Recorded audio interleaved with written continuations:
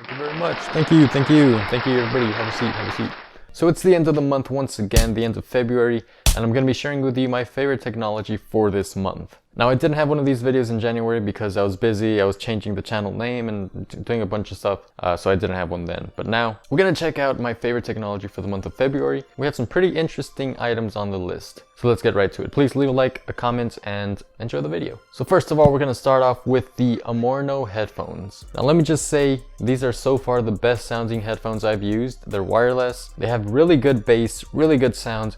I think they're about $55, $60, something like that, which is a little bit on the pricey side, but once again, they're wireless, they have really good audio. The only negative I would say is that the battery life just isn't as good as I would have hoped. If you listen to music non-stop, you're gonna get about 3 hours on a full charge. 3 hours, that just isn't enough. Now there is a little positive to this. The little case it comes in, that could serve as a portable charger. You just put them in, press the power button, and they charge. But I believe they can only go up 50%, from 0 to 50, and that's it. Other than that, you're gonna have to plug them into the wall and charge them. But really good sounding headphones. I was actually really surprised by the sound, so just I kind of wish the battery life was a little bit better. But for exercising, workouts, playing soccer, whatever, if you're running around, moving, the headphones are not going to fall off. They're really comfortable. They're really good with that. Next on this list, we have Resident Evil 2. Now this game came out in January, but once again, I didn't have one of these videos in January. So Resident Evil 2 is just one of those games. It's just so good. I know it's not the original. The original came out a long time ago. I didn't really like that one because of the camera angles. This one, however, it's a third-person shooter. Well, are they considered third-person shooters? It's a third-person game. And the horror element, I mean, it's just really good. I haven't been able to play it much because of school, so I'm still towards the beginning. Every time I put it on and just start playing a little bit, my heart starts racing even though there's nothing going on. This game does that really well. So Resident Evil 2 is my game of the month. Next on the list, by the way, these items are in no particular order.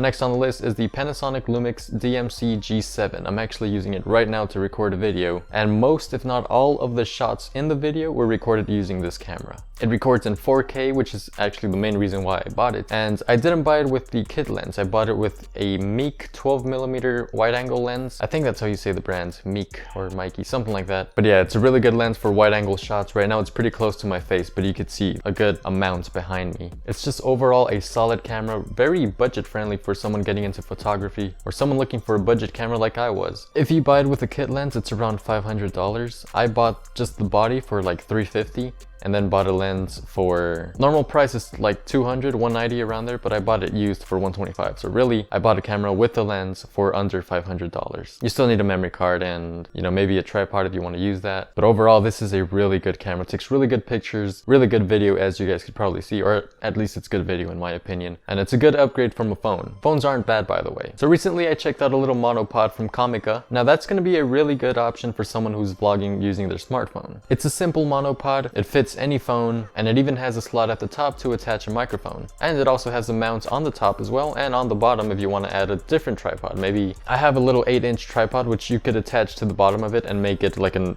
extra long tripod. That's going to be a very good option if you're going to the beach, if you're going to the park and you want to record some shots. Having something like that can be useful. And it's built really well. It's not going to break if you drop it or anything like that. Last on my list, I do have a bonus, but the last one on the list is the Logitech G502. The Razer Mamba Tournament Edition, Razer Mamba Elite. That's been my favorite mouse since I started on PC, like 2 years ago. But the Logitech G502 Hero, the one I have now, is actually catching up to them. This mouse is really good. Performance, perfect. Comfort, great, amazing. The scroll wheel, I mean, bonus points for the scroll wheel, I guess, because that doesn't really affect performance, but this is a great mouse. It gives you the option to add some weight to it, to reduce the weight. I haven't really played with that, but man, this mouse is really good. I only wish it had a little bit more lighting. Of course, everything nowadays has to have a lot of lighting, but the mouse just looks great, it plays well, and it feels really good. The Logitech G502 Hero is, I said these items are in no particular order, but that's probably my favorite tech of the month. Along with the camera, man, those two items are just really good. And the bonus item is the Samsung Galaxy S10 and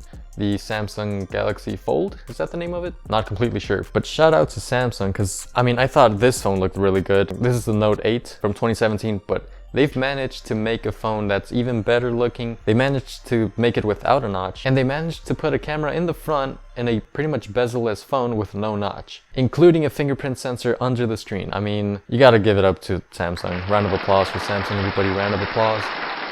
I mean, if you expect Apple to do something like that this year, I mean, they might do it now that Samsung did it, but I mean, you can't really expect Apple to do something like that on their own. They barely changed the design of their phone for like a year and a half ago. And the Samsung Galaxy Fold, even if it's not a popular phone because it is very expensive, it's a folding display. I mean, that's cool. Maybe I'm just a nerd, a geek, whatever. I guess we're all nerds if you're watching this video, but that's cool. And if it was a little bit cheaper and if I had the money, would I buy it? Hell yeah. Even if it doesn't add that much functionality, it's a really cool phone. And from the looks of it, it works really well. It's going to be very good for multitasking. Actually, the Fold might actually work really well for multitasking. So yeah, those are my favorite technology items of the month for February. Tell me your thoughts in the comment section below. What's your favorite tech item of the month? What game have you been playing the most? What's your favorite phone? Whatever, tell me in the comment section below. I want to know. Leave a like and subscribe, and thank you guys for watching. I'll see you in the next video.